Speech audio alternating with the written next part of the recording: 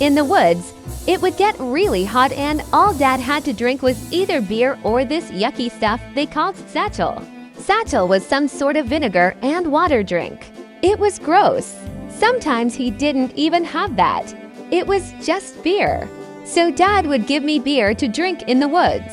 He sometimes mixed the beer with V8 tomato juice and some salt and shared it with me.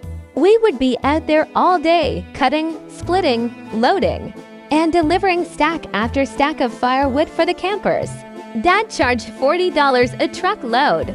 He would deliver to numerous customers a day, ending the day with close to $200, which he promptly spent on alcohol, cigarettes, and chainsaw maintenance.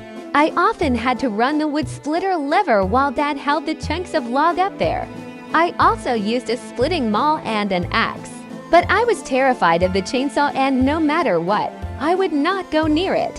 When I wasn't helping, I would wander through the woods by myself for hours.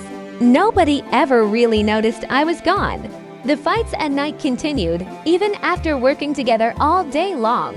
One day, we delivered a load of wood to a campsite for a lady that resembled Cameron Diaz to a young me.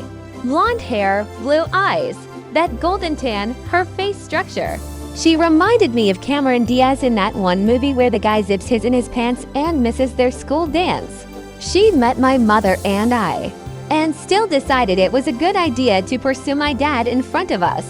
Mom and Dad got into a fight in the truck and he dropped us off at home before taking off. He didn't come home at his usual time that night.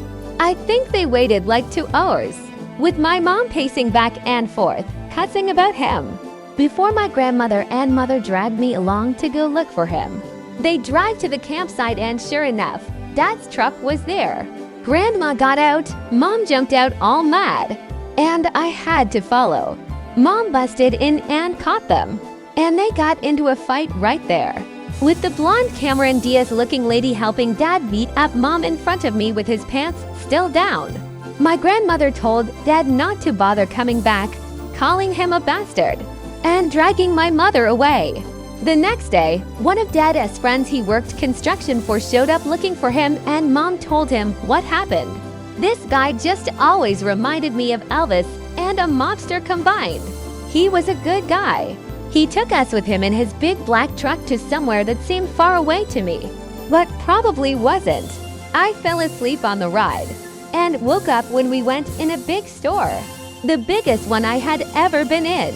I remember seeing the life-size Barbie for the first time and wanting it so badly. I didn't get it for obvious reasons.